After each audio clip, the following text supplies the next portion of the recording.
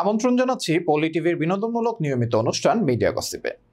দর্শক, বৈষম্য বিরোধী ছাত্র আন্দোলনের সময় তারকাদের একাংশ ছাত্রদের বিপক্ষে দাঁড়িয়ে একটি প্ল্যাটফর্ম তৈরি করে। হোয়াটসঅ্যাপে তারা গোপন গ্রুপ খুলে ছাত্রদের দমন করার পরামর্শ দেন। সামাজিক যোগাযোগ মাধ্যমে ফাঁস হয়েছে সেই কথোপকথন।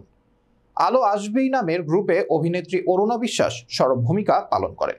এবার অরুণা বিশ্বাসের কার্যকলাপে ফেসবুকে তাকে নতুন উপাধি দিলেন চিত্রনায়িকা মাহিয়া মাহি।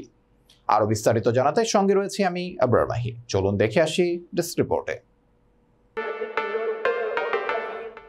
বর্তমানে আওয়ামী লীগ সমর্থিত সবিজ তারকাদের আলো আসবে গ্রুপের স্ক্রিনশট ফাঁসে উত্তাল নেটদুনিয়া।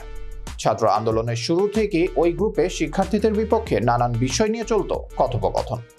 গ্রুপের সক্রিয় সদস্যদের মধ্যে অন্যতম অভিনেত্রী অরুণা বিশ্বাস, যিনি আন্দোলনকারীদের ওপর গরম পানি ঢেলে দেওয়ার মতো কথা বলেছেন। সেসব কথার স্ক্রিনশট সোশ্যাল মিডিয়ায় ভাইরাল হওয়ার পর থেকেই ক্ষোভে ফেটে পড়েছেন মানুষজন।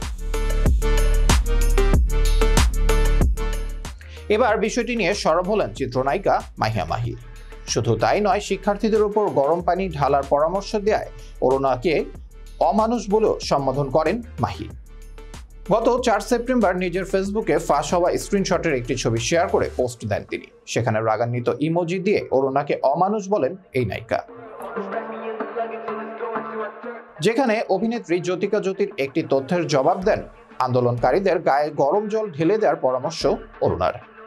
সম্প্রতি সেই গ্রুপের বাকি সদস্যদের কথোপকথনের স্ক্রিনশট ফাঁস হওয়ায় যেখানে ভয়ঙ্কর চিত্র উঠে আসে আওয়ামী লীগপন্থী তারকাদের। প্রসঙ্গত, আলো আসবে গ্রুপটির নেতৃত্বে ছিলেন ঢাকা 10 আসনের সাবেক সংসদ সদস্য ও চিত্রনায়ক ফেরদৌস আহমেদ, সাবেক তথ্য প্রতিমন্ত্রী মোহাম্মদ আলী আরাফাত ও চিত্রনায়ক রিয়াজ।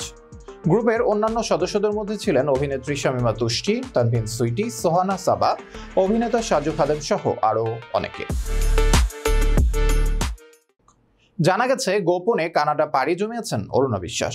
সরকার পতনের পরপরই দেশ ত্যাগ করেন এই অভিনেত্রী। সেখান থেকেই সম্প্রতি একটি সংবাদ মাধ্যমের সঙ্গে কথা বলেছেন এই তারকা। সেখানে অরুণা দাবি করেছেন, শিক্ষার্থীদের সঙ্গে এত কিছু ঘটে গেছে সেটা তিনি জানতেন না। আর গরম জল ঢেলে দেওয়ার বিষয়টিও সেভাবে বলতে চাননি, যেভাবে এমন ব্যাখ্যা করা হচ্ছে।